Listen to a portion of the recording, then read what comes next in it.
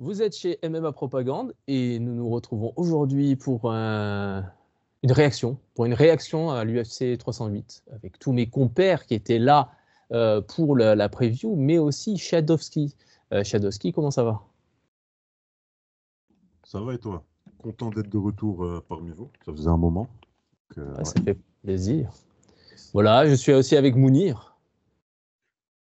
Je suis aussi avec Mystic Matt, fidèle à son les gars. poste. Exactement, toujours. Et avec Jérémy. Salut tout le monde. Voilà, on va commencer cette réaction parce que la carte était quand même assez incroyable. Il s'est passé des trucs de ouf. Il s'est passé des trucs bizarres aussi. Il y a eu aussi des histoires de vol, peut-être, mais peut-être un peu moins que ce que j'attendais. Et on va commencer par ça tout de suite parce qu'il s'agit du combat Rinat Fakhretdinov contre Carlos Leal. Beaucoup de gens ont contesté la décision. Est-ce que... Mathéo, t'en as pensé quoi? Bah oui, je pense que c'est un vol. Je pense que c'est un des plus gros vols même en tout cas récent. Je dirais même plus que par exemple Pimblet contre, je sais plus contre qui il avait volé, mais en tout cas ouais pour moi c'est franchement Lille en fait a totalement nullifié la lutte de Rinat et il faisait plus de dégâts debout. Donc pour moi Lille, moi je donne même les 3 rounds à Carlos Lille et quand on regarde vraiment c'est que c'est même pas une split décision, c'est vraiment une décision unanime pour Rinat. Et bon, de toute façon, comme j'avais déjà dit plusieurs fois, Rinat est tellement surcoté, vraiment. Déjà, c'est pas la première fois en plus. Hein. Contre Dalby, déjà, pour moi, il perd le combat. Là, ce combat, il le gagne pas non plus. Bon, il va falloir se poser des questions. Après, je sais que c'est le combattant favori de Mounir, mais bon. C'est vrai. T'en as pensé quoi, Mounir, de Fakhretdinov? Attends, il faut que tu remettes ton micro, Mounir, sinon on t'entend pas. Kraïdinov, comme dirait Jérémy, bah, pour moi, il a clairement perdu. Il a perdu ce combat. Fakhretdinov. Kraïdinov, ouais. Non, il a clairement perdu ce combat. Après, je serais moins vindicatif que Matteo. Pimblet Gordon, c'était une vraie dinguerie. C'est un vol encore plus grave que celui-là. Mais il y a vol aussi. Kraïdinov, il y a vol, clairement. Non, c'est bon, j'arrête avec Fakhretdinov, il y a vol. Hein. Il prend le deuxième round à la limite. On peut lui donner le deuxième. Mais le premier et le troisième, il est perd, clairement. Et ce qui est marrant, c'est la tête qu'il fait à la décision. On dirait qu'il savait quelque chose qu'on ne savait pas, nous. Moi, je ne peux pas comprendre que tu sois tout smile, tout content. Et... Non, gros, Ouais, il savait qu'il était à Abu Dhabi. Ah, ouais, tu non, veux. c'est chelou. C'est chelou le visage qu'il fait à la décision. Parce que tu as eu, caméra, il montre les mecs à la fin du combat. Carlos Leal, il est sûr de lui. Pour lui, ça y est. D'ailleurs, j'espère qu'il passe à l'USADA, lui, derrière, puisqu'il est chelou. Euh, c'est pas normal. C'est pas normal que des décisions comme ça soient prises à ce niveau-là et dans des cartes aussi importantes. C'est pas normal. C'est surtout le juge qui m'a choqué le plus, c'est Mohamed Ali. Je crois que c'est Hadi Mohamed Ali. M'a choqué, il a donné 19 sur les 3 rounds à Rinat, alors que les autres c'était du 29-28. Le deuxième juge, il donne 30-27 à Fakhretdinov. Non, Fakhretdinov, j'aime bien l'humain, j'aime bien ce personnage-là, mais non, tu gagnes pas, gros. Et j'avais pas vu qu'il avait une calvitie, du coup je l'aime un peu moins. Ouais, mais le problème, c'est que Carlos Leal s'appelle Carlos Leal. Il fallait qu'il s'appelle Shamil Lealov, et ça serait passé. Non? Oui et non, parce que on a vu on va en parler plus tard dans la carte, t'as des combattants qui se sont fait voler et leur adversaire n'était pas forcément dagestanais ou tchétchène ou musulman. Je pense à Leron Murphy contre Ige. C'est très serré, mais moi, j'avais pas le Murphy vainqueur. On en parlera plus tard. Ok, ça marche. Si personne n'a rien à rajouter, on va passer au combat suivant. Non, pas au combat suivant, on va parler de Farid Basharat, qui a gagné à la décision contre Victor Hugo. Victor Hugo, là, il faut dire un truc parce qu'il y a eu des problèmes graves dans le cutting et il s'est pointé avec un poids qui était pas normal. Est-ce que vous avez suivi ça? Shadowski, t'as suivi l'histoire? De loin. De giga loin. En gros, ouais, j'ai vu le combat hier. C'était genre Farid avait du mal à imposer sa lutte au début, si je me souviens bien. Et Victor Hugo, il envoyait, il débitait pleine force. Vraiment, il voulait profiter de cet avantage de poids, ce qui m'énerve encore plus. Mais fort heureusement, Basharat est intelligent. Il a battu Taylor Lapillus. C'est pas rien, tu vois. C'est quand même un combattant très capable et il a réussi à gagner malgré le déficit de poids qui était quand même de 9 livres. Ça doit faire 3-4 kilos, c'est pas rien en MMA. Mais ouais, je trouve que c'est dégueulasse rater le poids comme ça. J'espère qu'ils l'ont bien pris, ils ont pris un bon pourcentage de sa bourse. Franchement, vraiment, ouais. c'est un truc C'est scandaleux. Ouais. Moi, ce que je ferais, Ouais, pardon. ce que je ferais, moi, c'est j'enlèverais un point au premier round. C'est sur des mecs qui ratent C'est de plus, bonne, ouais. qui ratent des cuttings. J'ai de plus de 5 vu livres, des ouais. sondages comme ça sur les réseaux, Ouais. et en fait, c'est pas bête du tout. Parce que Ouais. alors, c'est un truc qui est connu en boxe anglaise. C'est les gars qui font exprès de rater le poids, parce que dans tous les cas, bon, on va leur enlever une partie de leur bourse, mais ils savent qu'ils ont plus de chances de gagner. Donc, sur leur palmarès, ça va faire mieux. Parce qu'en fait, ce qu'on voit, c'est du vert ou du rouge. On voit pas si tu as gagné en trichant ou en faisant des trucs louches ou en mettant les doigts dans les yeux, j'en sais rien. Ça se voit pas, ça s'oublie. C'est vrai. Donc ouais, effectivement, si tu pouvais commencer avec un point en moins, ça serait pas mal. Mais Stigma, t'as suivi toi aussi. Ouais, moi j'ai kiffé franchement le striking en contre de Basharat. A vraiment nullifié Victor Hugo. Donc il a su lutter aussi au bon moment, même s'il a galéré au premier round. Mais Basharat a vraiment dominé en grande partie le combat. Bon, ok. Bon, on va passer au combat suivant. En tout cas, on est très content de la victoire de Farid. C'est très juste. Et franchement, il a mérité parce que ouais, c'est pas facile et ça prouve quand même qu'il peut se débrouiller face à des mecs. Il mérite le top 15. Hein. Ouais. C'est ce que j'allais dire. Le gars, il mérite le top 15. Il faut que là, le prochain adversaire, on lui donne un Martinez. Non, Daniguez, c'est la catégorie au-dessus, Daniguez. Ouais. C'est featherweight. Je sais que c'est un petit featherweight. Ah oui, c'est vrai. Ouais. En fait, oui. Non, je pense à vu que le combat s'est fait en featherweight. Comment il s'appelle C'est Martinez qui est 13e de la catégorie. Il y a Chris Martinez, ouais. Ouais, qu'un Martinez pour le prochain combat, ce serait sympa. Parce que Basharat, au-delà d'avoir gagné ce combat, il a fait preuve d'un sacré mental de prendre un mec qui est clairement dans la catégorie au-dessus. Hein, parce que l'écart de poids qu'il y a entre les deux, c'est un écart de poids de catégorie. C'est un bantam qui a affronté un featherweight. Et il nous a montré non seulement de la résilience de par son mental, prendre un mec dans la catégorie au-dessus, pas dans son poids, mais vraiment, il y a 5-6 kilos d'écart entre les deux. Et en plus, il nous montre un gros fight IQ, hein, parce que les premières tentatives de changement de niveau, elles ont échoué. Il s'est adapté, il a corrigé le tir. Comme il dit mystiquement, tu l'as raison, il contre très très bien en anglaise, il a le bon timing. Et non, force à lui pour la suite. Hein. C'est en plus, ça fait bien vieillir la défaite de Taylor, Lapillus, franchement. Taylor, en fight IQ, c'est un tueur, Taylor. Ça montre que Lapillus, il perd uniquement contre de très bons combattants. Et vous savez, moi, ce qui m'étonne, c'est il y a deux frères Basharat à l'UFC, on est d'accord. Au début, initialement, moi, je voyais plus l'autre aller plus loin que Farid. J'oubliais son nom. Javid, je pense. Javid, ouais. Ouais, mais c'est son style aussi qui est plus, je sais pas comment dire, plus agressif, plus explosif, plus tout ça. En fait, ça les gens aiment bien. Ouais. Farid est plus complet en fait. Mais Javid, en striking, c'est quelque chose. Tu vois. Moi, quand je l'ai vu, il m'a vraiment très fait. Ce mec, il va être top 15 dans pas longtemps. Au final, il s'est cassé la gueule sur le frère de Firas Zahabi. Mais je pense que c'est toujours possible pour lui d'être top 15. Mais là, en termes de dynamique, son frère est quand même mieux. Tu vois. Bien sûr. Il est plus proche du top 15. Son frère, il a 4-0 à l'UFC. On passe au combat suivant, parce qu'il s'est passé un truc marrant. Jérémy, est-ce que tu as vu Chris Barnett contre Kennedy Nzechukwu? On savait déjà que ça allait être n'importe quoi, parce que les combattants, c'était prévu. Est-ce que tu as vu? Ouais, je l'ai vu. Bon, je m'en foutais du combat, si tu veux. Franchement, j'en avais rien à foutre. Et c'était de la merde. L'autre s'est blessé en sautant, là, le Barnett. Mais en fait... Attends, il faut que j'explique aux gens. Chris Barnett... Vas-y. En fait, il a sauté, genre, pendant qu'on Bruce Buffer l'introduisait, Chris Barnett, etc., le petit gros qui fait du taekwondo, il a sauté et il s'est pété la cheville en retombant, ce con.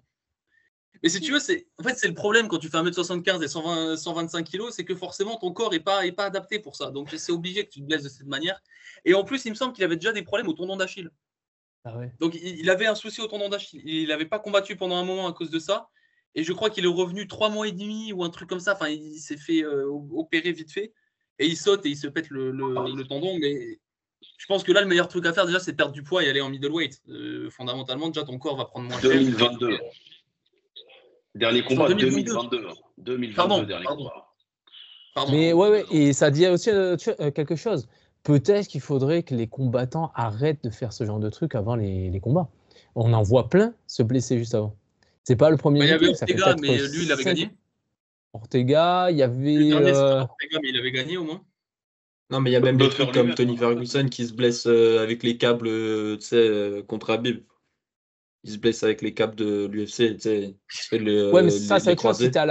C'était à la conférence, non? C'était une Ouais, conférence. oui, mais je veux dire, tu vois, avant un combat, surtout la Fight Week, tu fais vraiment attention, tu vois, tu spares même plus, enfin, tu fais plus des trainings intensifs. Donc, ouais. Mais ça, bon, ça, c'est des accidents de la vie, ça peut arriver. Non. Mais par contre, vraiment, les acrobaties juste pendant la présentation, si tu fais des trucs stupides, fais comme Johnny Walker, attends la fin du combat pour te blesser de manière stupide. Après, Voilà. Barnett a dit, apparemment, selon son tweet, qu'il s'est pas blessé à ce moment-là, c'est quand il a fait le spinning back kick. Oui, mais Après, bon, tu vois un sa faux ou un réaction tox, après son petit hein, saut, ouais, bah oui. il saute et il a vraiment Ouais, le ouais. visage de la douleur, il est là, il part en arrière, enfin, quand même. Et c'est pas le premier à faire ça. Donc moi, je vote pour qu'on arrête de faire sautiller les combattants là avant, leur faire des trucs stupides, qu'ils se chauffent et tout, c'est normal. Bah alors ça, Ouais. c'est des... Ouais, au pire, échauffez-vous au lieu de sauter comme des golemons. Bah, c'est ça, dans la- c'est ça. Allez vous échauffer derrière et c'est bon. Voilà.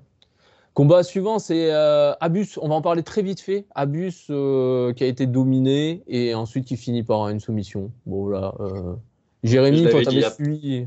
Oh, ouais, t'avais dit ça, toi? j'avais dit après le premier round, il n'y avait plus à avoir personne. Et ça a vraiment gaz out fort pour les deux côtés. Mais ouais, une soumission, c'est vraiment improbable pour le coup. Voilà, et Jérémy nous avait dit qu'il était revenu en lutteur. Bon, là, on n'a pas vu un lutteur, on a vu. En fait, c'était pas mal puisqu'il prenait une sauce debout au deuxième round. Si le Brésilien avait un peu de takedown défense ou un peu plus de cardio, il était foutu à but. Et Mais je pense que d'intelligence. Ouais, le fait ouais, avec mais ce lui est qu'il faut qu'il fasse à catastrophique. but, c'est qu'il arrête de striker en fait. Ah, Faut juste qu'il arrête de striker, faut qu'il lutte. Il s'appelle Magomedov, et ben il rend honneur au Hov et puis il lutte en fait. Bah, t'as un autre Magomedov qui, lui, justement, le striking, c'est son domaine de prédilection. Ouais, non, mais lui, On il a va un en parler, striking on va en génial, parler. mais le problème, c'est qu'il strike de 3 minutes et après, il est mort, quoi. Enfin, donc, Moi, non, c'est faut clair. qu'il Non, lutte mais- et qu'il arrête de faire chier, qu'il lutte et c'est tout. Honnêtement, Abus a gagné, mais Ferreira, s'il avait été juste un petit peu intelligent, il aurait été au second round. Il était vraiment trop touché. C'est pas intelligent. L'intelligence, il l'a. C'est juste qu'il n'a pas de conditions physiques. Non, il n'y a Il pas a que pas ça. de Il y a conditions pas que ça. physiques. Le mec, il touche, Deux il touche, asthmatiques. Deuxième il round, retouche. Le premier round Non, était beau. attends. Le premier round était beau. C'est à partir du deuxième. Mais s'il Ferreira, blesse, le bloc contre la cage, il le touche, qu'est-ce qu'il fait? Il part en lutte. Classique. C'est-à-dire. Dominique Reyes contre qui qu'il a fait ça? Contre Jiri, je crois. Reyes. Il touche Jiri et Peut-être, je sais pas pourquoi il tente le double leg derrière. Et Gastelum contre Adesanya aussi. Le gars est touché, qu'est-ce qu'ils font? Ils font de la lutte. Bon, là, c'était un truc au sol, tu sais, mais il a accepté de partir au sol avec Abus. Enfin, c'était débile. Voilà. C'est dommage. Combat suivant. Alors là, je tiens à dire, mec culpa. Matteo, voilà, j'ai un peu médit. Je t'avais dit oui, tu étais en train de nous vanter Rebeski parce que tu es polonais, c'est un polonais, forcément, il y a un truc. Et en fait, c'était bien un banger. C'était vraiment, sûrement le combat de la soirée. C'était assez incroyable. Énorme guerre. Ouais, c'est officiel. Ils ont Ouais, remporté ouais. 50K, c'est le Fight of the Night. Et c'est mérité parce que ce combat. Vas-y, Matteo, parle-nous-en, s'il te plaît. Bah, franchement, le combat, c'était ce que j'ai dit. Deux gros prospects pour moi dans la catégorie. Parce que même si Rolbey perd ce combat, il mérite quand même. En fait, surtout après le premier round qu'il prend, tous les dégâts, l'œil totalement gonflé, il arrive à prendre le deuxième round. Déjà un truc de fou, on se disait non, ça va être compliqué de revenir de ça. Et le troisième round, je sais pas comment il survit, pourquoi l'arbitre n'arrête pas. Et au final, heureusement qu'il ne l'a pas arrêté parce que Rolbey, à la toute fin du round, il revient. Et franchement, le combat, il part dans tous les sens. Vraiment un combat à voir. Probablement contender au Fight of the Year aussi. L'arbitre, c'est un assassin, je suis désolé. Oui, c'est ce que j'allais dire. Il voulait un mort. Il voulait un mort. Non, mais moi j'ai dit, ok, Rebeski c'est un tueur, Rollby c'est un tueur, mais le vrai tueur c'était l'arbitre. Lui, il voulait du sang, il voulait qu'une tête tombe. Depuis Yamazaki, j'ai pas vu un arbitre fou comme ça. Ah, waouh. Alors bon, tant mieux pour les deux, on va dire, pour le spectacle, pour le divertissement. Mais franchement, c'est dangereux, quoi. Je pense qu'il avait un billet sur Rollbay, hein, parce que l'arbitre, faut pas qu'il arrête à ce moment-là. Peut-être. Combat suivant, Ibo Aslan. Attends, Ouais. j'ai juste un truc à dire sur ce combat-là.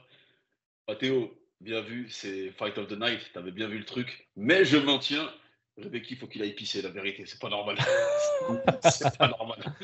Au roleplay, ok, c'est un australopithèque, on connaît, mais Rebecca, il faut qu'il aille pisser, c'est pas normal. Là, ce qui débite, les coups qu'il prend, il avance non-stop. Non, solide la performance. Et d'ailleurs, ouais, donc voilà, vous pouvez faire confiance à Mystic Matt quand il vous dit que ce combat, il faut aller le voir. Voilà. Ça va être la règle maintenant. Dans les podcasts, on le dira. Je dirais, ok, on va aller voir. Allez, combat suivant, donc c'est Ibo qui a fait son... est-ce que c'était son premier combat à l'UFC? Je me souviens plus. Deuxième combat à l'UFC. Deuxième. Ouais. Et là, il a roulé sur son adversaire, qui est donc Raphaël Serqueira, je ne sais pas le prononcer, mais voilà, et qui semblait totalement paralysé, honnêtement. Évidemment, Ibo a fait une perf très belle, mais j'ai vu aussi un adversaire paralysé qui n'a rien pu faire. Il n'a pas pu défendre, il n'a rien pu faire, et le combat s'est arrêté sur un TKO. Mounir, t'en as pensé quoi, toi? Podcast de la paralysie de la cage et du ring. Quand tu montes sur le ring, tu perds la moitié de ta personne. On avait fait le podcast avec TFS. On avait fait le récap de l'UFC Paris par rapport à Imavov. Et là, vous avez eu l'illustration d'un mec qui est désintégré intérieurement par la pression du public et de tout ce qu'il a autour de lui, en la personne de Serqueira. Et Aslan, il l'a compris. Aslan, il n'est pas débile, il l'a compris tout de suite. Quand tu regardes la performance d'Aslan, tu te dis le MMA, c'est facile en vrai. Tu te mets devant ton adversaire, tu l'enchaînes en striking, tôt ou tard, il va finir par tomber. Mais il y a un facteur psychologique que les gens n'ont pas vu à travers leur écran, c'est normal, c'est qu'il était totalement paralysé par la pression, Serqueira. Là, il était en mode sac de frappe. Ouais, voilà, c'est le mec, il était là, il avait les yeux écarquillés, il dit putain, je suis à Abu Dhabi, de la plus grande arène du monde, entre guillemets, l'UFC, quoi. Numéroté, l'une des plus grosses cartes de l'année. Et c'était son premier combat à l'UFC. Ouais. Ah non, pour moi, il était paralysé. Il est rentré dans la cage, il était paralysé. Et quand tu prends les coups derrière, il a vu l'ouverture, il n'a rien lâché. C'est-à-dire, il a mis un volume qui fait que tu n'as pas le temps de réfléchir, tu n'as pas le temps de reprendre tes esprits. Il y est allé, il a fini le truc. Ça, c'était propre. Mais après, attention à pas considérer que cette perf-là va être représentative de toute sa carrière. Ça serait peu probable. Que je dis qu'il a profité d'une faiblesse psychologique de son adversaire qu'il a vu. Parce qu'il y a des choses à travers l'écran, comme je dis, tu ne le vois pas. Tu ressens le truc, sur le moment, tu le ressens. Et il l'a vu, Ibo, il l'a vu l'ouverture, il est rentré direct. C'est pour ça que même après l'avoir enchaîné, quand il se décale, il se déplace, Serqueira, Ibo, il le suit. Il sait que c'est bon, il a trouvé le truc. Ouais. Et qu'il y a un truc à rajouter sur ce combat, Shadowski? Ouais, moi, le Brésilien, je ne peux pas prononcer son nom, pardonnez. Moi, je ne le connaissais pas avant le combat. J'ai pas compris son game plan. J'ai l'impression qu'il a fait du Woodley, mais du pauvre, tu vois, une version AliExpress de Woodley. Genre, le combat a commencé, il a direct reculé contre la cage. Direct, il s'est mis dos contre la cage, et il a balancé un low kick, naked, comme on dit en anglais, je ne sais pas en français, mais je ressens setup sans rien. Il s'est pris un énorme contre-gauche, et ça l'a sonné, et c'était la fin du combat à ce moment-là. Il s'est juste fait enchaîner, il s'est fait finir. Donc j'ai un peu du mal avec le game plan du Brésilien, et... Aslan, bon, on a vu ses combats au Contender Series, on a vu le premier, on sait qu'il est limité, que c'est un bourrin.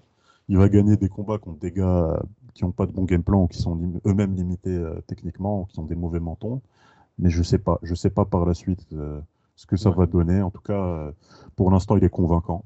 À voir ce que ça va donner contre des gens un peu plus complets. Oh, ok. Ouais, on a à peu près tous le même avis sur ça. On passe à la main card. Bon, allez, qui veut commencer sur Sharafouddine Boulette Magomedov? Allez, vas-y, Mounir. Après, ça sera Jérémy. Et je suis obligé de prendre la parole, là. Je suis obligé de prendre la parole. Je vous ai dit, je ne vais pas faire une série Doumbé à vous dire je vous avais dit quoi, mais Chara, il a une palette technique en striking, c'est un bordel, c'est n'importe quoi. Un kicker, on a bien vu le truc venir. On a vraiment eu un kicker contre un boxeur. Et je ne sais pas d'où lui vient cette créativité de se dire que je vais tenter cette chose-là à cet instant précis, puisque si vous regardez bien l'action, Chara, il met son type. Il met son type un peu à la Senchai sur le côté. Pas le, je m'entends bien, c'est un type qui met ça à front kick. Et il voit au début la réaction de Petrosian. Il dit, il baisse la garde en fait. Quand il prend le kick, Petrosian baisse les bras. Qu'est-ce qu'il fait? Il se dit, tout de suite, je vais retenter le même kick et je vais rajouter quelque chose derrière. Tac, double back fist, fin de l'histoire. Oui, et parce que ça, il faut pour les gens qui n'ont pas vu, on a eu un KO, premier KO, en double back fist. Alors, spinning back fist, là, normalement, t'en mets un, et puis voilà. On a vu des trucs étonnants déjà par rapport à ça, notamment dans le combat contre Petroyan contre Sandhagen. On a vu des fantaisies, on a vu des coups rares, mais généralement, ça tournait toujours dans le même sens, c'est-à-dire c'était back fist puis back fist. Là, on a eu back fist puis reverse back fist. C'était assez incroyable. Première fois, KO. Wow. C'est ouf. C'est un des KO de l'année. C'est un jeu de combat. C'est dans Tekken que tu vois ça. C'est pas dans la réalité. C'est le courage déjà. L'initiative de se dire que ça va passer, c'est incroyable. Et quand tu regardes l'Embided avec le public workout, là, je ne sais plus comment ça s'appelle, les entraînements publics. Il le fait. Ah ouais? Oui, il le fait. Ah, c'est pas un truc sur le moment? Non, tu vois tu vois sa vidéo de, je sais pas comment on appelle ça, c'est public. Ouais, c'est public, ça. Là. Ouais. Et il le fait, ce mouvement. Il fait exactement ce mouvement. Ah ouais. Et il a réussi à le placer. C'est-à-dire qu'il l'avait en tête, en fait. Il l'avait en tête, il cherchait juste le moment pour le placer. Et force à lui, la vérité, force à lui. Il l'a placé comme il faut, au bon moment, au bon endroit. Il n'y a rien à dire. L'arrêt de l'arbitre, il est amplement justifié. Ouais. Et on attend la suite avec intérêt. Hein. Moi, je pense, Magomedov, maintenant, tu as 4-0. C'est le même délire que Bacharach. Il faut prendre un top 15 maintenant. Performance de la soirée, une des performances de la soirée, méritée. Un des KO de... Vas-y, dis-moi. Non, performance incroyable, magnifique, mais performance de la soirée, non, il y a un petit espingouin de 1m70 qui a fait bien mieux, je trouve. Non, mais on va dire qu'il a pris les 50K. Il les a pris, les 50K. Ah ouais? Je vais voir, je pense que d'accord. Il y a eu, alors je vais spoiler, mais il y a eu lui, il y a eu Shimaev et Topuria. Il y a eu un bonus supplémentaire parce qu'ils ont dû. Enfin, le KO, il était trop spécial. Je pense qu'il était trop spécial pour pas le. Les trois performances, elles sont tellement incroyables entre guillemets que tu peux pas choisir. Tu es obligé de leur donner aux trois. Et ouais, d'ailleurs, franchement, le matchmaking est incroyable. Chara, parce que Chara, c'est sa performance la plus intéressante, la plus divertissante et tout. Et le combat, il était bien. Les deux ont eu leur moment et tout. Franchement, c'était. Il a même été connecté un moment, Chara. Il s'est même fait connecter un moment. Et il perd le premier round. Hein. Ouais, il se fait connecter au premier round, il se fait connecter et il a les bonnes réactions. Les kicks, le jeu de kick, c'est pas forcément que pour attaquer, c'est aussi pour servir à se défendre et à garder la distance avec ton adversaire. Et il a très bien joué le coup. Ok. Quelqu'un a un truc à rajouter? Jérémy, t'as dit ce que tu avais à dire ou t'as d'autres choses? Ouais, non, je voulais juste dire effectivement qu'il avait bossé ça, son public workout, mais Mounir l'a dit. Non, après, grosse perf encore une fois. Et maintenant, ce qui sera intéressant, je ne sais pas ce qu'ils ont les roues en middleweight à combattre en dehors du top 15 alors qu'ils méritent des top 15. Mais Bonical et Charapoutine, il faut les voir contre des top 15. Quoi. Surtout Charapoutine, c'est top, c'est sympa à regarder, tu vois. Et il combat souvent quand même. Ouais, il est vachement actif. Non, mais c'est top, il est vachement actif, il est génial à regarder. Il a une personnalité particulière. C'est le genre de mec qui sauve un peu l'UFC, puisqu'on est un peu en manque de personnalité. Donc, ça fait du bien de l'avoir. Et non, franchement, c'est cool. KO magnifique. 50K mérité. Et maintenant, on attend un petit top 15. Alors, je ne suis pas trop contre qui. Mais faut pas trop Ouais, Hollande, ce serait bien. Il ne faut pas trop le pousser non plus. Il ne faut pas faire comme Magomedov et le mettre face à un top 5 ou top 3 comme ce qu'ils ont fait avec Strickland, puisqu'en fait, ça te pète la hype. Mais un petit top 15, un truc sympa, un Hollande, c'est parfait. Ouais. Et ce serait top. En plus, ils ont l'air de le protéger. Ils lui donnent des styles vraiment adaptés parce qu'ils savent construire la hype. Voilà. Je tiens à préciser 3 combats en 2024 et 3 performances de la soirée. Il a déclaré, Chara, il a déclaré en conférence d'après-combat, Chara, il veut faire un 4e combat. Il veut combattre avant décembre. Ben, ça C'est serait cool. il a une activité de mec du pied-point. Hein. Les gars de pied-point, ils combattent beaucoup plus que les mecs du MMA. Donc c'est pas étonnant. Même Pereira d'ailleurs, il a juste une activité de mec de pied-point. Ah, Là, ça change. c'est juste à Ouais, l'UFC que ça paraît bizarre. leur référentiel il est totalement différent. Donc Ouais. pour eux, c'est normal. Bon, c'est normal. En MMA, c'est différent. Tu combats 3, allez, maximum, grand max, quand t'es entre guillemets que sur du 3 rounds. Tu combats 3, 4 fois dans l'année maximum en pied-point. Va en Thaïlande. Va en Thaïlande, ils combattent entre 15 et 20 fois à l'année en fonction de comment le combat se déroule. C'est pas le même monde. C'est pas le même monde. Bon, voilà. En tout cas, moi, je suis toujours convaincu par Chara. Peut-être pas en tant que combattant MMA. Je pense qu'il y a plein de gens qui peuvent le battre. Mais pour le spectacle, j'aime bien. Voilà, j'aime son style. Je suis content de ce que l'UFC en fait. Et c'est cool. On passe au combat suivant, si ça vous dérange pas. Comme ça, on avance. Ouais.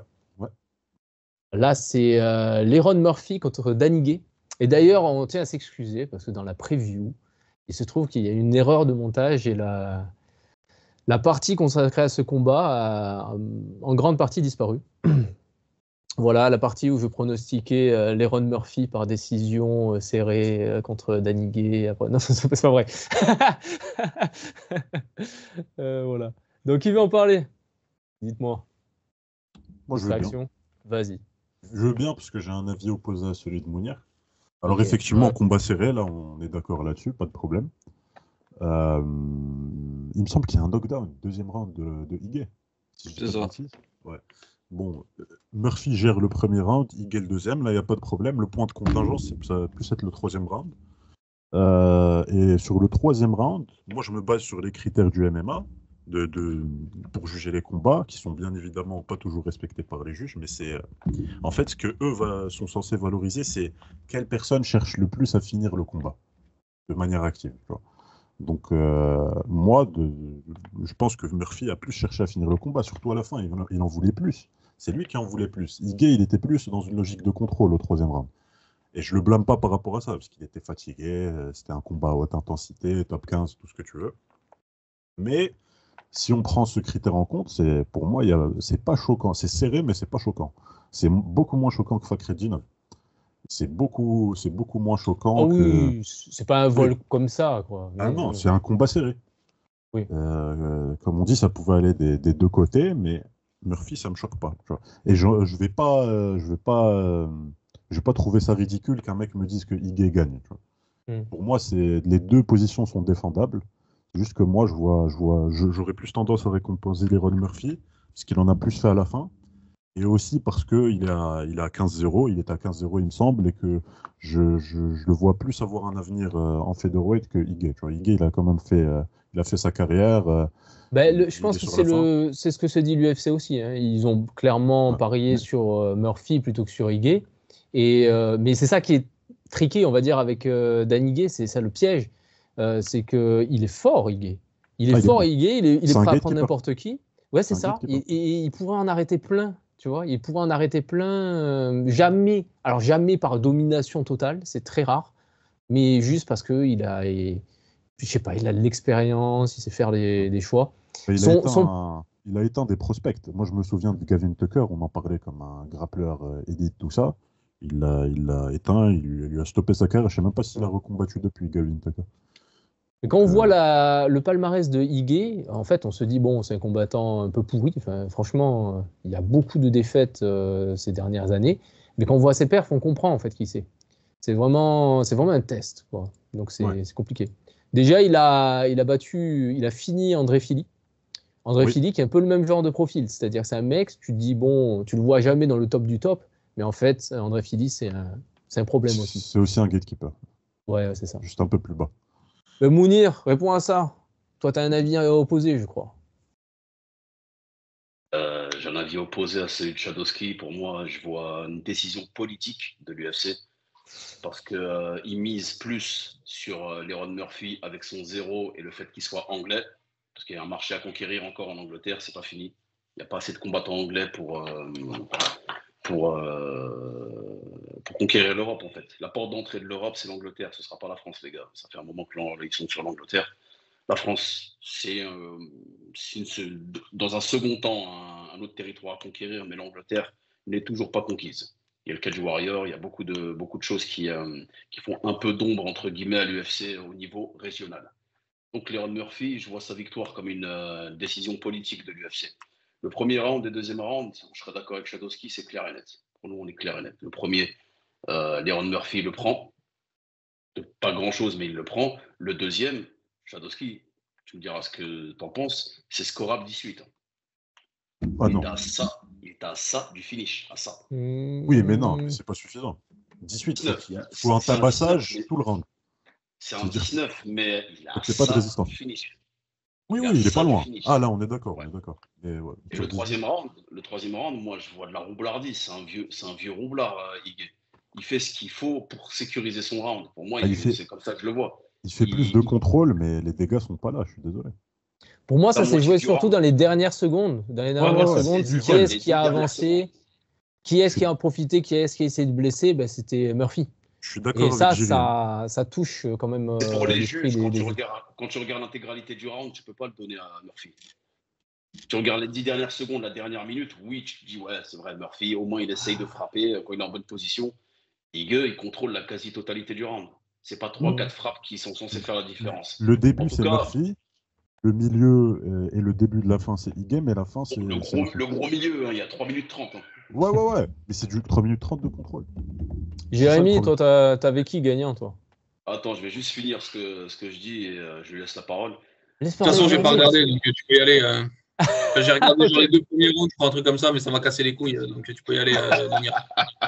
Ah, t'es Non, juste. c'est un close Parce fight, que c'est un autant, close fight. moi, je suis un peu un hater de Igué, enfin, pas vraiment, mais et je trouve qu'il a fait tellement de combats ennuyeux que je peux pas l'oublier. Je lui en veux un petit peu. Mais là, il est venu pour combattre. Premier round, il était là. Deuxième round, il était là. Enfin, là, je peux pas critiquer. Ce que je disais, c'est que pour moi, je vois Igueux vainqueur, mais c'est pas un vol, les gars, c'est un close fight.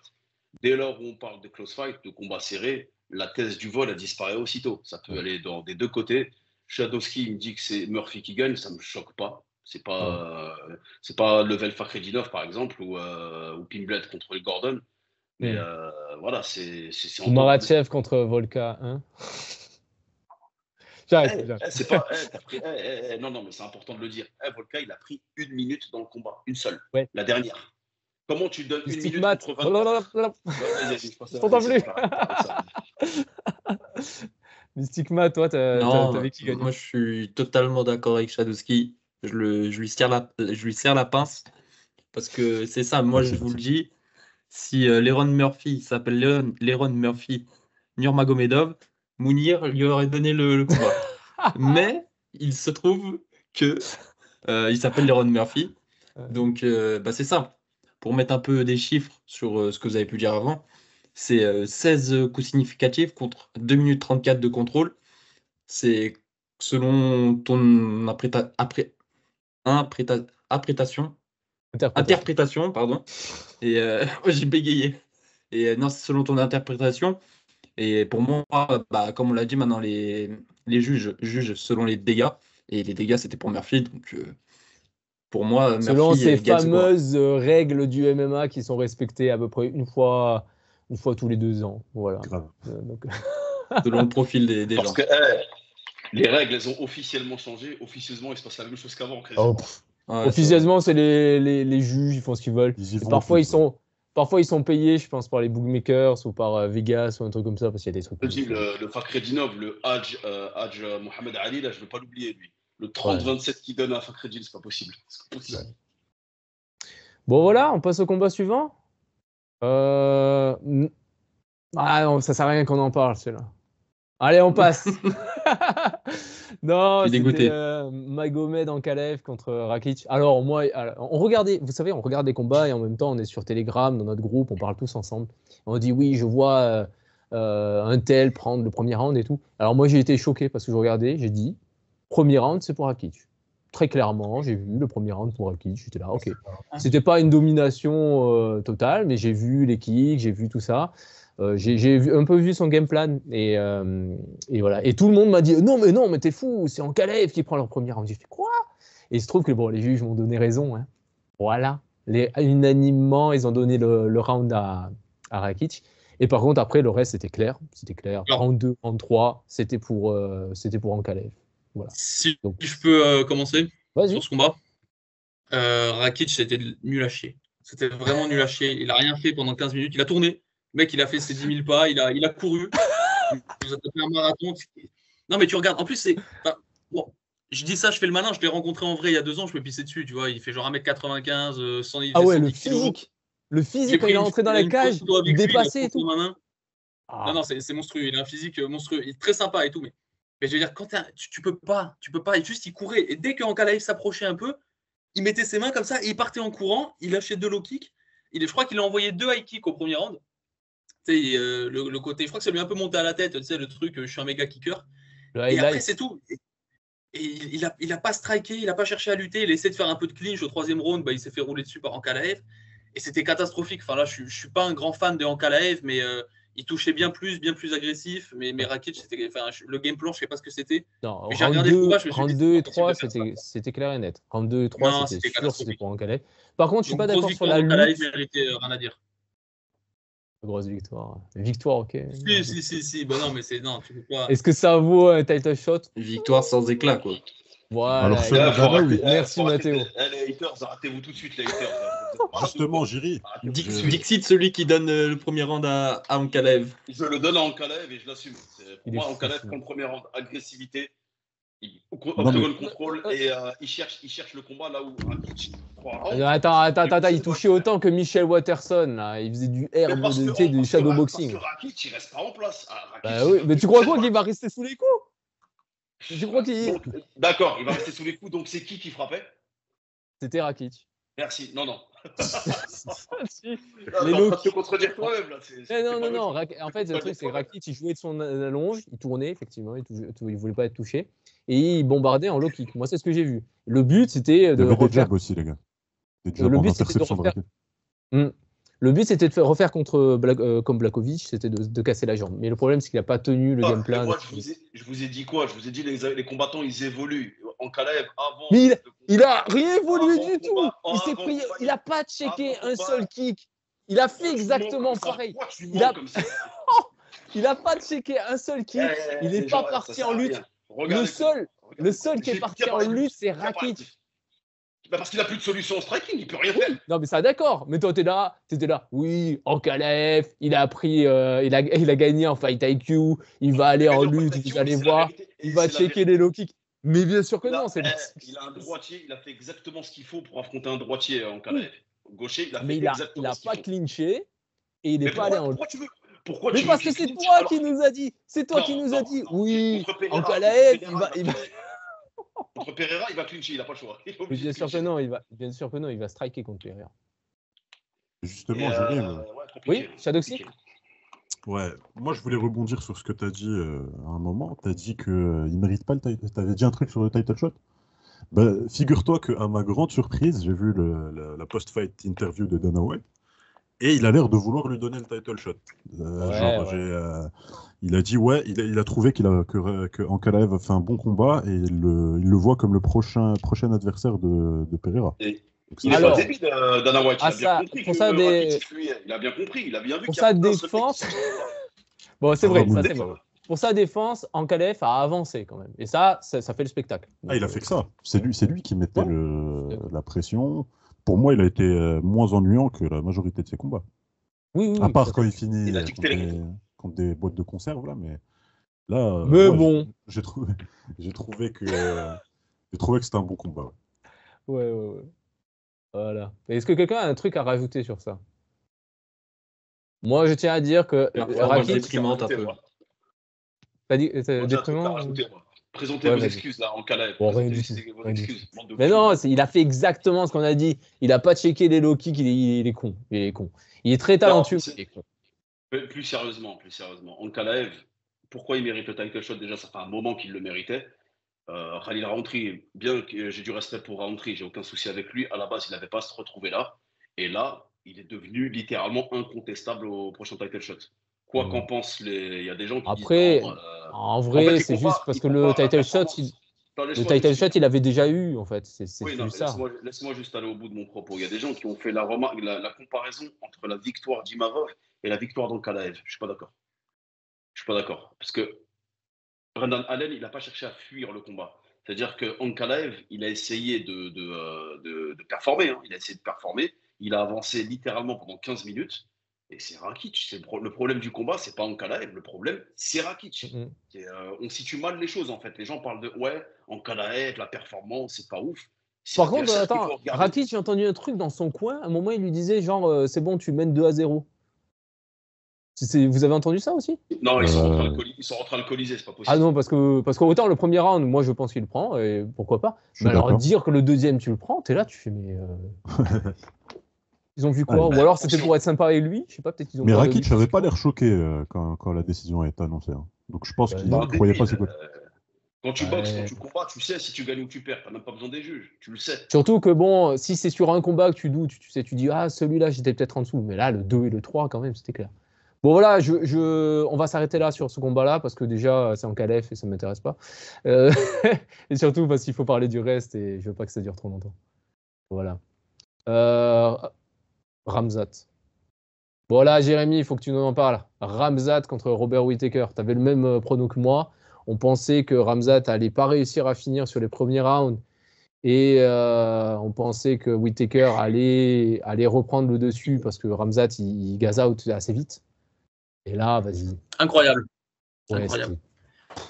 On va pas tourner autour du pot pour je sais pas quoi. Enfin, incroyable. Juste magnifique. La manière avec laquelle.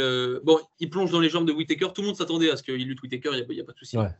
Mais la pression qu'il lui met et son espèce de Mata-Léon, là où il lui pète les 3 dents de devant, qui sont une espèce de truc, une catastrophe. Quoi.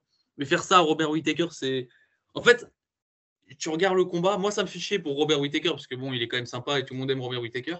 Et ça me fait chier pour Khamzat. Je me dis mais pourquoi tu combats pas tous les, je sais pas moi, 5 mois, 6 mois, quand tu vois le talent, le charisme et juste le mec qui rentre dans la cage, tu te dis oh putain c'est un bordel. C'est un bordel. On est là, on fait des previews, des trucs. On sait vraiment que Whittaker allait gagner. Tu vois Khamzat qui rentre dans la cage, je fais oh putain le truc, oh bordel de merde. Et là la facilité avec je crois il prend 2 low kicks. Le mec il combat un des meilleurs middleweights de ces 10 dernières années, il prend 2 low kicks qui lui pète la mâchoire. Terminé, il est rentré chez lui, il a pris son oseille, il est parti se faire un thé vert, parler avec ses potes et tout. Et tu viens de tabasser Whittaker, il va me casser la mâchoire. Mais moi, c'est ça qui me rend fou avec Chimaev. Chimaev, ce talent-là, c'est unique. Enfin, il va combattre dans 2 ans, tu vois ce que je veux dire. Il va combattre dans 2 ans. Quoi. Mais ce mec-là, il a fait n'importe quoi sur la première partie de sa carrière. Mais non, franchement, c'est... Je suis un hater complet, je suis un hater et j'assume. Mais tu regardes le truc, tu te dis non, putain, c'est incroyable. Franchement, c'est incroyable. Donc là, tout droit, alors que j'adore Sean Strickland et j'aurais bien voulu revoir Sean Strickland contre Duplessis, mais va te faire enculer Sean et c'est 100% autoroute pour Khamzat Chimaev qui mérite le title shot. Et là, qui va pouvoir le déloger? Le pire, c'est peut-être Duplessis parce qu'il a un style chelou, mais contre Strickland, il le sub round 1, contre Adesanya, il se fait sub round numéro 1. Là, il n'y a plus personne. Franchement, c'était magnifique, incroyable. Et là, on attend le title shot contre Duplessis. Qui veut répondre à ça? Khamzat. Moi, je suis vas-y, Shadowski. Ah, pardon. Non, moi, je pense que Jérémy a tout dit. Hein, c'est hyper impressionnant. Moi, je pense personnellement que Khamzat peut amener n'importe quel combattant au sol au premier round. De la KT welter à la KT middleweight et bien sûr tout ce qui est en dessous, il peut tous les amener au sol. Même au-dessus. Hein. Même au-dessus. Même light heavyweight, je le vois mettre des gens au sol. Hein. Ouais, alors des mecs qui ont une mauvaise défense de takedown, c'est possible, mais il y a quand même un petit écart entre les middleweight et les light heavyweight. C'est le plus gros écart de poids entre. Oui, mais je parle vraiment. En fait, statistiquement, c'était pas compliqué. Light heavyweight, il y a que des strikers. Light heavyweight, heavyweight, c'est le plus gros. Il y a un gros écart, ouais. Non, mais il n'y a pas d'écart. Enfin, c'est une KT un peu libre, genre les heavyweights. Tu peux faire 210 livres et être en heavyweight comme tu peux faire 265 livres. Mais comment dire, moi je pense qu'il peut amener tout le monde au sol au premier round. Ça, il n'y a pas de souci là-dessus. Maintenant, le problème, c'est que s'il y a de la résistance, tu vois. S'il y a de la résistance, c'est pas le même combat. Hein. Là, Rob, il aurait survécu au premier round, on serait arrivé au deuxième, ce serait pas le même combat. Ouais. Bien sûr, ça reste spéculatif. On peut même pas savoir, en vrai. Ouais, on peut pas C'était savoir. ça le pari, en fait. C'était ça le pronos. Il y avait 2 choix. C'était là que ça se jouait, quoi. Si un mec lui résiste, il a toutes ses chances après. En fait, c'est ça le truc. Il y a une espèce de giga force couplée à de la vulnérabilité qui rend le combattant un peu unique, tu vois. Ouais. Et Ouais, moi, pour moi, Ah, qu'est-ce qu'il est marrant à voir. Enfin, je veux m'a dire, vraiment quand tu impressionné. vois le round 1 commencer, mais tu te dis, c'est quoi ce rythme de fou? La lutte, mais quel enfer. Tu voyais Whittaker, il était là, il a bien défendu en plus, c'est ça le pire. C'est pas comme, bon, tu vois, Cyril Gane contre John Jones, il se roule dessus, il se fait étrangler, voilà. Ouais, Mais lui, là, Whittaker, il a bien défendu et plusieurs fois. Il sortait de position qui était quand même compliquée, mais ce rythme, oh là là. il Je s'était me même souviens relevé à un moment. Mais voilà, c'est ce que j'allais dire. Il Au s'était moment où relevé. Whittaker, il se relève, mais qu'est-ce qu'il y a? Il y a la main de Chimaev sur sa cheville, tu vois. Et là, c'est fini, c'est reparti.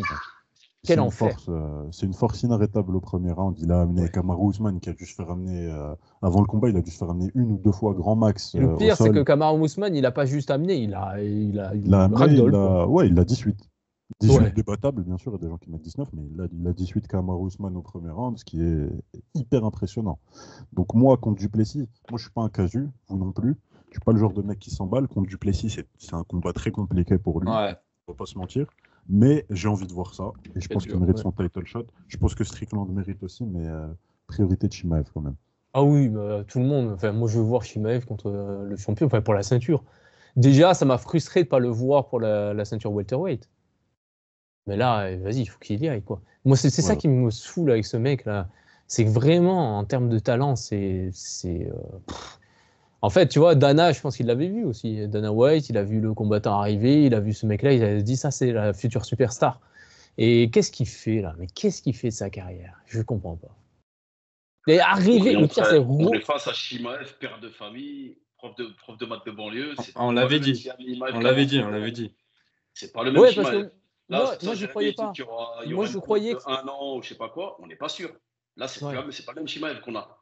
Là, il a pris 2 low kicks. T'inquiète pas qu'il va revenir avant 1 an. Et surtout, si tu lui J'espère. parles de title shot, février avant le ramadan. Ce serait bien avant le ramadan. Février, après, en connaissant Khamzat, je pense que ce sera plutôt après le ramadan. Et avant le ramadan, il peut revenir prendre DDP chez lui même, en Afrique du Sud. Il y a eu Il un a le UFC droit d'y là-bas aller. aussi, déjà. Ouais, s'il a le droit d'y aller. Ouais, c'est vrai qu'après, il a la nationalité émirati, normalement ça passe. Ouais. Donc voilà, Mais, moi, Chimaev, j'ai douté. J'ai douté, je pensais que Chimaev, il en avait plus rien à foutre du MMA. Je me suis dit, bon, voilà. Pour moi, les changements, c'était plutôt un truc que je redoutais, tu vois. Je me suis dit, ah, ça y est, il est en train de lâcher. Bah, en fait, non. Le mec, il est revenu comme jamais, quoi. Gros, ouais, t'es pas un père de famille, t'es pas père de famille, tu peux pas Ouais, comprendre. c'est peut-être ça, mais là, pouf! Si c'est ça, papa Chimaev, pouf! Ah non, il est arrivé. En fait, c'est quand j'ai compris que ça allait mal se passer pour Whittaker, déjà je l'avais pronostiqué, Chimaev, pour moi c'était round 2, mais bon, ça arrive au round 1. Bravo Matteo. Et, Par contre, round 2, ça reste toujours bizarre comme prono. Je tiens à te le dire. non, c'est pas bizarre. Mais Moi si, je c'est pense bizarre. que non, c'est pas bizarre. Mais il gaze out au deuxième round à chaque fois. T'as donné Whittaker par KO au 4e. Tu parles pas, frère. T'as rien à TKO, dire. mais non, mais c'est TKO, logique. t'as rien à dire. Moi Mais t'as ma rien à théorie, dire. mais si, ma théorie, c'était il se fatigue, parce que je pensais pas qu'il allait arriver à le finir comme ça, je pensais pas qu'il lui casserait la mâchoire, tout simplement, et qu'ensuite il allait se fatiguer et que Whittaker allait reprendre le dessus. C'est un prono logique. Et ensuite, que Chimaev, il prend des coups quand même quand il est fatigué. Donc je pensais juste que ça serait arrêt de l'arbitre ou un truc comme ça. D'accord, c'est pas arrivé.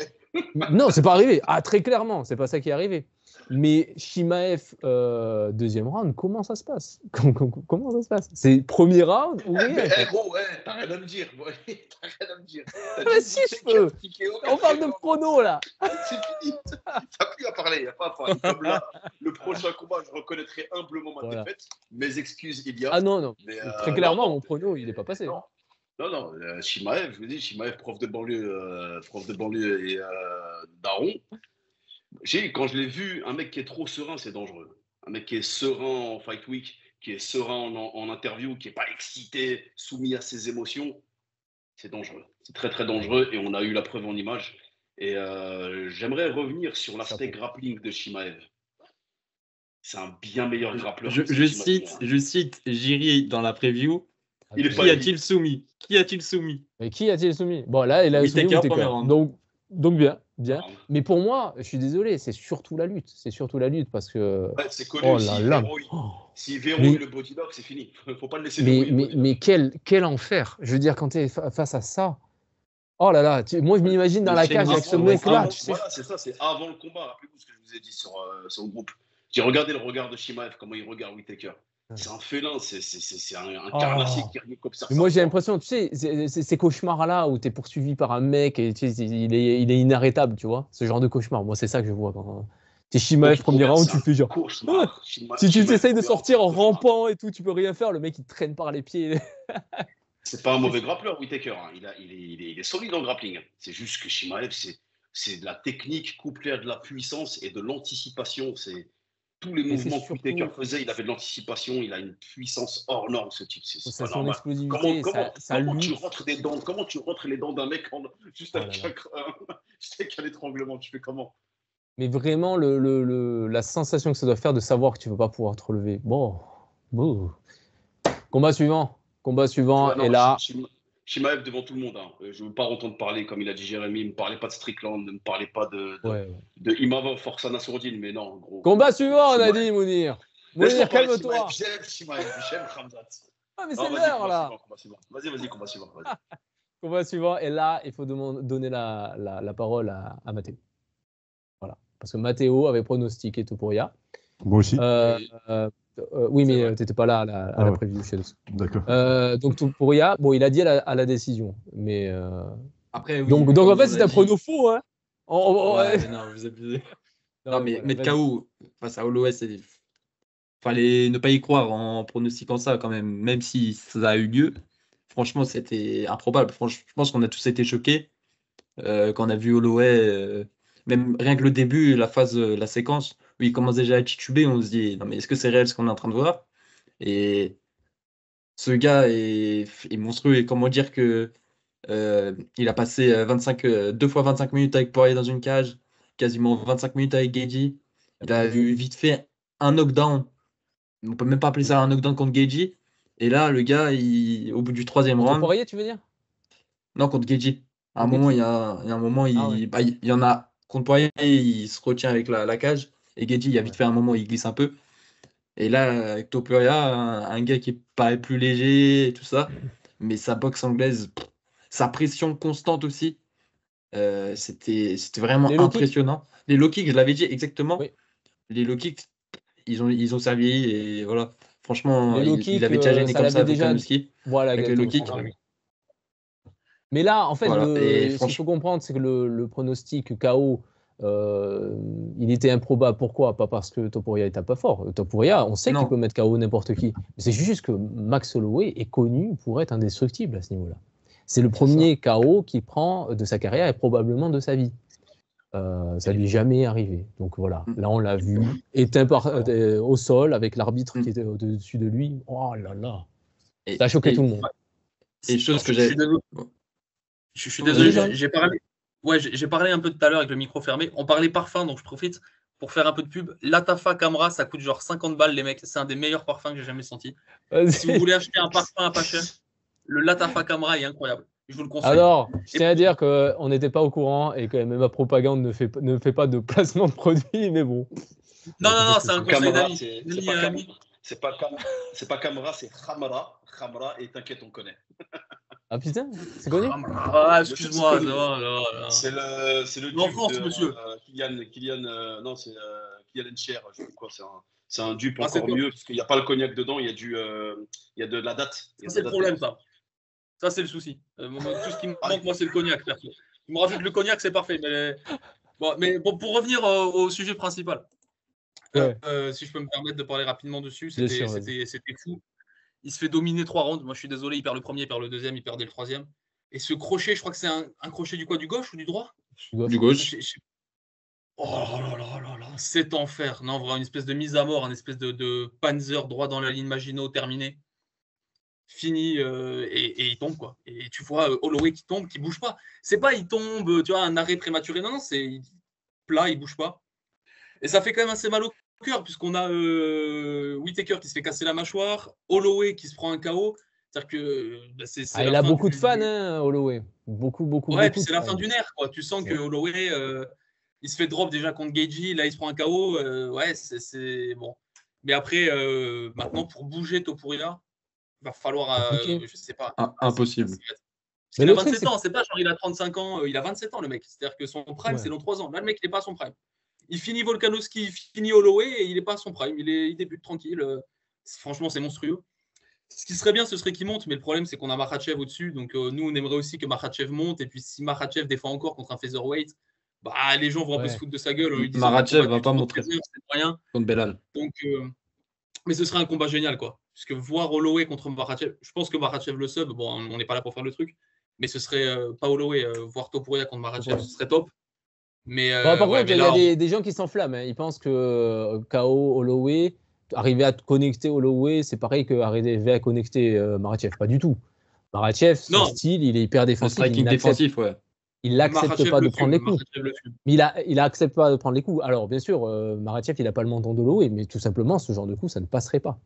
Holloway, il l'accepte parce qu'il sait qu'il a un menton. Et voilà. Et d'ailleurs, c'est l'erreur la faille des combattants en menton. C'est-à-dire qu'ils sont très, très confiants face à ce sujet-là. Et ils en jouent, ce qui fait que stylistiquement, ils commencent à accepter. Ils acceptent. Et un jour, ce menton tombe. Voilà. Et un jour, ça passe plus. Et là, pour Holloway, ça va être très compliqué parce qu'Holloway sans son menton, admettons que ça soit vraiment, que ça montre qu'il a plus de menton, je vois pas ce qu'il peut faire. Son style était basé sur ça. Ben ouais. Et Topuria, il a l'inverse, c'est-à-dire que lui, on l'a vu contre Herbert en lightweight, il a une espèce de confiance en permanence parce qu'il sait que dans tous les cas, il peut finir en éteignant le gars en face. Il sait qu'il a l'espèce de foudre là. Et donc, c'est terrifiant ça aussi, tu vois. Le gars, il perd 3 rounds, il s'en bat les couilles. Le mec, il part 3 rounds et il te dit non, mais je vais avancer. Ouais. Vas-y, Shadowski, toi, Et il a mixé aussi. Shadowski, ça fait longtemps que tu nous parles de Topuria. Ouais. Ça fait très longtemps que tu le suis. Donc là vas-y. Quoi, Mounir, quoi? Dire d'une vidéo qu'on a fait l'année dernière où tu voyais Holloway champion à la fin de l'année. Ouais, mais j'ai changé. Demande à Mathéo. Mathéo est témoin. Mathéo, on a fait un petit concours de pronos ensemble. Je suis revenu sur mon choix. Et j'ai les preuves. Ouais, mais il a prono Topuria là. Excuse alors, mes excuses. Ouais, non, pas de problème. Non, mais ouais, le combat, franchement, hyper impressionnant. Topuria. Moi, je voyais décision, 48-47, serré. Mais il l'a éteint. Alors, je suis pas d'accord avec Jérémy quand il dit que Holloway gagne tous les rounds. Je vois plus un 2-1 avant le KO. On est plus sur un 2-1 qu'un 3-0. Quel round pour Topuria? Je sais plus si c'est le 1 ou le 2, mais il y a un moment là où il touche quand même Topuria. Il touche vraiment. Faudrait que je revoie le combat, mais je me souviens que peut-être Mathéo peut m'aider. C'est le 2 où il touche sévère. Moi, le 2, je le donne vraiment à Topuria. Ouais. Non, les juges donnent, sur les 3 juges, tu en as 2 qui donnent 19-19 à Max Holloway et tu en as un qui donne le premier round à Topuria. Bah écoutez, je regarderai le combat et je vous redirai quel round je voyais plus pour Topuria, mais effectivement Holloway devant, mais que d'un round, pas de 2 rounds, ni de 3 d'ailleurs. Mais hyper impressionnant. En fait, le style de Topuria, maintenant on commence à voir ce que c'est. En fait, il fait... c'est de la lecture. Sur les premiers rounds, c'est de la... En fait, les gens, quand ils voient des gros cogneurs, ils se disent on va juste dépasser les 2. C'est forcément bête. Ouais, on va dépasser les 2 premiers rounds, après on est tranquille, il n'aura plus de force et tout. Alors que Topuria, c'est pas du tout comme ça. Topuria, il a 1 ou 2 rounds de lecture, et une fois qu'il a bien lu le truc, tu te prends une ogive nucléaire dans la face. Et j'ai envoyé dans notre petit groupe qu'on a, j'ai envoyé un audio. Vous pouvez aller le voir, vous pouvez remonter le chat et le voir. Genre 1 minute avant le KO, j'ai dit, je pense que Holloway est à 1 millimètre de se prendre un truc monumental, de se faire éteindre. Et ça s'est passé. Topuria, il a montré dans tous les combats, il est hyper intelligent. J'ai vu des gens qui disaient ouais, le seul truc qu'il a, c'est qu'il tape fort et il a une bonne lutte. Mais j'étais mais vous regardez quel combat? Ce mec-là, il a une lecture du jeu qui est exceptionnelle. Il étudie tous les combattants qu'il a eus, il s'adapte. Et parfois même, on regarde contre Emmett, il a dominé, mais il sait qu'Emmett est dangereux n'importe quand. Donc il s'est dit, je vais pas prendre le risque. Exactement. Je vais juste le dominer, comme ça, comme je le fais. Ce mec-là, il est incroyable. T'as bien fait de mentionner Emmett, parce que je vais revenir sur lui après, mais ouais, Topuria, hyper impressionnant. Ce qui sonne Holloway initialement, je pense que c'est un 1-2 côté droit qui vient du droit. Ça le sonne, c'est ça qui le fait reculer contre la cage. Après, il y a l'enchaînement. Et je trouve la décision d'Holloway de balancer un genou en clinch très, très douteuse. Et c'est directement derrière ça qu'il se prend le left hook, qui l'éteint complètement. Donc, problème d'IQ encore une fois. Et Vous avez bien fait de souligner que les combattants à menton, une fois que leur menton disparaît, c'est plus les mêmes. On a vu avec Masvidal. Masvidal, c'est menton en titane. Quand il s'est fait éteindre par Ousmane, c'était plus la même chose. Donc, Alors, menton, mais il y avait aussi le style de boxe. Hein. C'est son style qui est très défensif, Masvidal, qui permet de pas trop prendre des dégâts. Mais il avait un sacré menton. Ah, il a encaissé beaucoup, Masvidal. Mais je trouve qu'Holloway avait encore un meilleur menton que Masvidal. Sur Masvidal, il y avait des flash knockdowns. Et Masvidal, il avait ce truc de se relever directement. Tu vois. Il se prenait des grosses pêches, il se relevait instant. Alors que Holloway, même, il se faisait même pas drop en vrai. Quasiment pas. Il y a peut-être Gaethje et Poirier qui l'ont semi-drop. Donc, non, des mentons comme ça, c'est vraiment élite. C'est peut-être le meilleur menton de l'UFC. Pour Mendoza, c'est ça. Lui qui est fan de Holloway. C'est entre lui et Ngannou. Ngannou, il y a eu Stipe qui a eu quand même un sale menton. Jones aussi. Jones, il y a eu Tito Vera. Mark Hunt. Enfin bon, il y a des noms comme ça. Mais pour Holloway, moi, la suite, justement, par rapport à ce que tu disais sur Emmett, moi, je veux pas qu'il affronte un Emmett. Tu cites pas Khabib. Khabib, il n'a pas pris tant de coups que ça. Il en a pris, très clairement. Il a un sacré menton. Mais Poirier, Connor. Mais il n'a pas pris tant de coups que ça. Oui, mais pas tant. Je veux dire, Holloway, il a pris des milliers de coups, littéralement, de milliers de coups significatifs. C'est un record qui traîne à l'UFC. Voilà, il a pris des trucs de malade. Il n'a pas bougé. Et là, dodo. La suite pour Holloway, j'aimerais pas qu'il affronte un Emmett ou un mec qui cogne, ou un Diego Lopez ou autre, un cogneur. Qui sont en lightweight, de toute façon, c'est fini. S'il monte en lightweight, qu'on évite de lui faire affronter un cogneur, genre un Fiziev ou un truc comme ça, Michael Chandler. On laisse un peu récupérer. Et par rapport à Diego Lopez, moi je lui donnerais le title shot. Volkanovski, j'aimerais plus qu'il affronte le vainqueur de Evloev Sterling. Je pense que c'est mieux pour lui. Tu vois. Le remettre contre Topuria, ça va pas lui rendre service. Vraiment, c'est un cadeau. Ça va finir sa carrière pour moi. Vraiment. Donc, surtout si c'est Sterling, c'est bien pour Volkanovski. Tu vois. Parce que Volkanovski, il a quand même montré contre Makhachev qu'il avait une défense de grappling absolument incroyable. Il est très fort pour ça. Si tu lui mets un gros cogneur, là...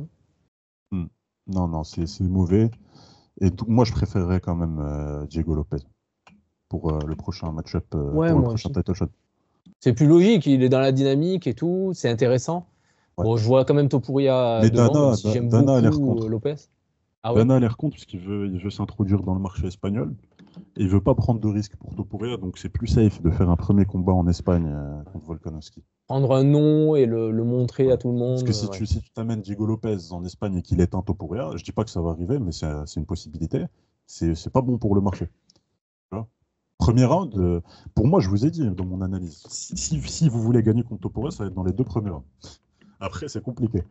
Donc, c'est des combattants à lecture comme Petrian et tout. Le premier round, il y a un peu d'espace et après.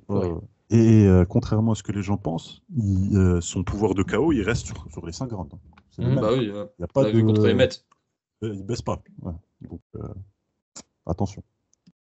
Le seul truc qu'il faudra voir, c'est son cardio sur les derniers rounds. Mais on a vu contre Emmett que quand c'est lui qui domine, son cardio, ça va très bien. Si jamais il était amené à lutte ou truc comme ça, il faudrait voir. Moi, je suis très curieux de la suite. Dana White a dit qu'il lui refuserait la montée en lightweight. Donc, il a dit qu'il doit se focaliser un petit peu sur les contenders en featherweight. Je suis d'accord sur ça. Parce que une des failles que je pourrais voir pour Topuria, parce qu'il est très intelligent et tout, mais peut-être que la folie des grandeurs, un moment dans sa dynamique, peut-être qu'il pourrait faire des choix plutôt de management un peu bizarres. Parce qu'il a dit des trucs, genre, il voulait affronter Belal. Je vois pas vraiment de danger pour lui en featherweight, mais j'ai envie de le tester contre d'autres profils, tu vois, contre un Evloev, contre un mec qui va venir avec une approche lutte, ça peut être intéressant. Donc, il est un Evloev, non de plaise à Mounir, mais il est un. C'est mon prono aussi. Mais bon. Parce qu'en plus, Evloev. Je pense pas. Evloev, dans les 2 premiers rounds, il peut le sud, sans trop de problème. Le soumettre, Evloev. Il soumet qui? Il n'a jamais soumis personne. Qu'est-ce que tu me racontes? Déjà, toi, le Jack, présente l'humain qui est à côté de toi. De quoi? T'as un humain qui traîne à côté de toi, là. Je vous présente Micha, il est en train de regarder Arsenal, là. Enchanté. Salut. Mais ça n'a rien à voir avec le fait que, comment il s'appelle? que Evloev n'a jamais il n'a jamais sub personne à l'UFC. Il ne va pas sub Topuria. Je m'enflamme un peu. Ah, mais arrête de me faire des blagues comme ça, j'ai fait un arrêt là. Il va pas le sub. Il y a moyen de gratter une décision contre Topuria. Il y a la possibilité. Ouais, mais c'est le mieux qu'il puisse faire. Il est dans le top 3 des meilleurs lutteurs de l'UFC actuel, Evloev. Ouais, il ne faut pas de discussion là-dessus, c'est la vérité. Mais il n'a pas de KO, il n'a pas de sub. Le cardio sur 5 rounds, on ne sait pas. C'est le cardio, voilà. C'est le et cardio son menton pose problème.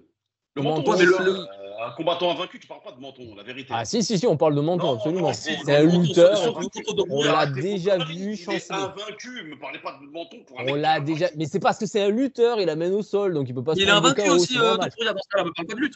Ne me parle pas de lutte contre Topuria, il est invaincu. Sûr, on a déjà vu Evloev avoir des problèmes de menton. Qui peut l'avoir à la décision, je n'ai pas dit qu'il va le suivre.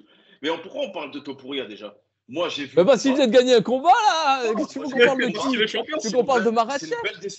C'est une belle décision. 50-44 pour Max Holloway. J'ai vraiment apprécié la performance. Pour moi, j'attends qu'il le qatarise.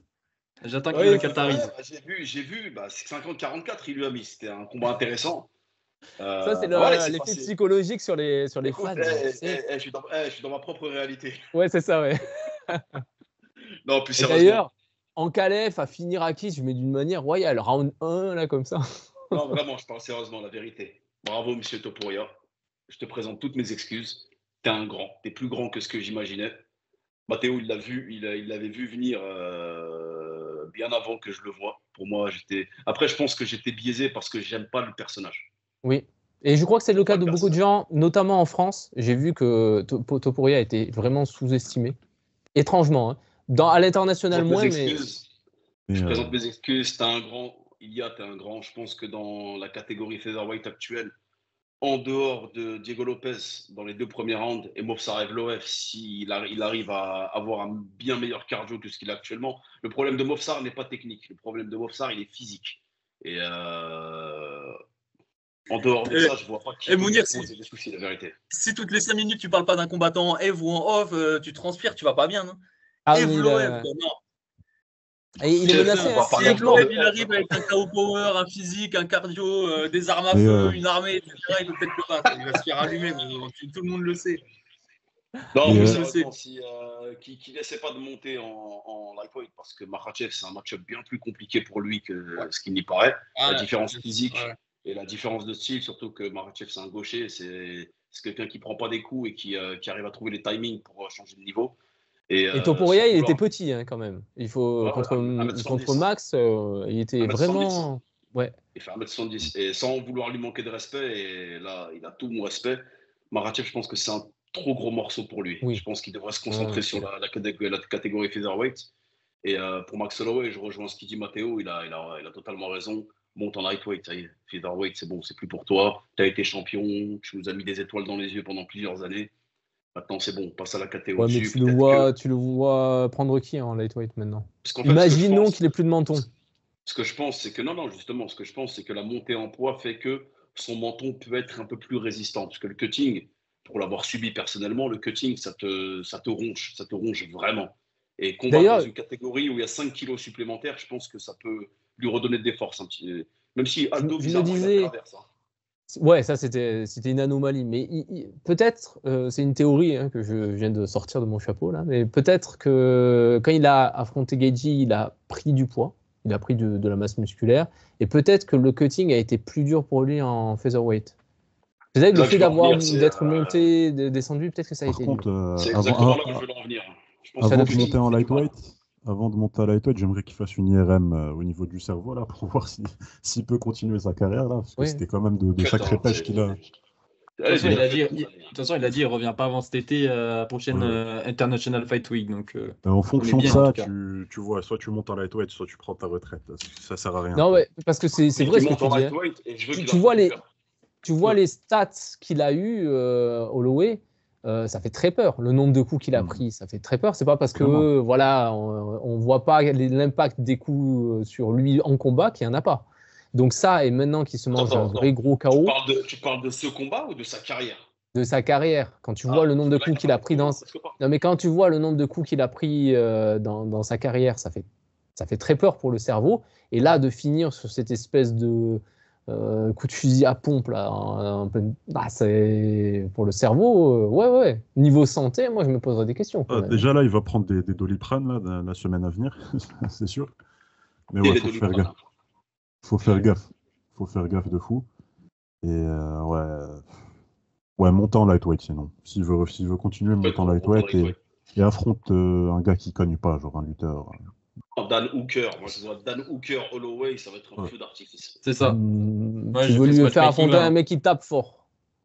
Non, Fiziev, c'est chaud pour lui, la vérité. Mais dans Fiziev, tous- c'est dans Non, mais En lightweight, c'est compliqué. Hein. Hooker, il tape. Hein.